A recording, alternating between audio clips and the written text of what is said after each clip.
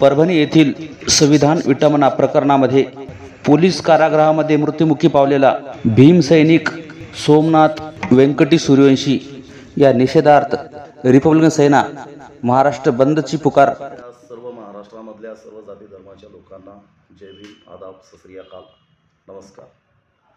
परमपूज्य डॉक्टर बाबासाहेब आंबेडकर परभणी येथे झालेली जी घटना आहे, बाबासाहेबांच्या पुतळ्याच्या बाजूस जे संविधान प्रतिकृती 10/12/2024 एक जातीवादी, मनोवादी, आतंकवादी अशा माणसांनी त्या ठिकाणी संविधानाचं प्रतिकृतीचं जे नासधूस केलेली आहे आणि त्याच्यामुळं जे परभणीमध्येच नसून तर मराठवाडा आणि महाराष्ट्र पेटलेला आहे आणि परभणीच्या माझ्या त्या सर्व लढत असलेल्या त्या पोलीस प्रशासनासोबत, महसूल प्रशासनासोबत जे लढत असलेल्या सर्व परभणीकरांना सॅल्यूट आहे।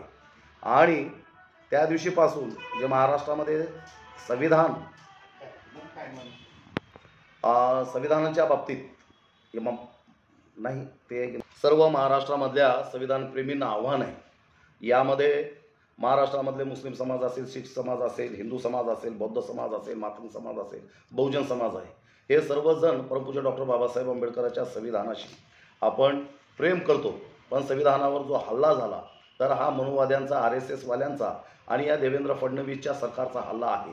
म्हणून रिपब्लिकन सेनेचे सरसेनानी आनंदराज आंबेडकर साहेबांनी हे सर्व काही प्रकार पाहून आणि आज दिनांक 15/12/2024 सोमनाथ सूर्यवंशी नावाचा आमचा बांधव तो या घटनेमध्ये बलिदान झालेला आहे आणि तशीच आमची एक बहीण त्या ठिकाणी मृत्यूशी झुंज देत आहे।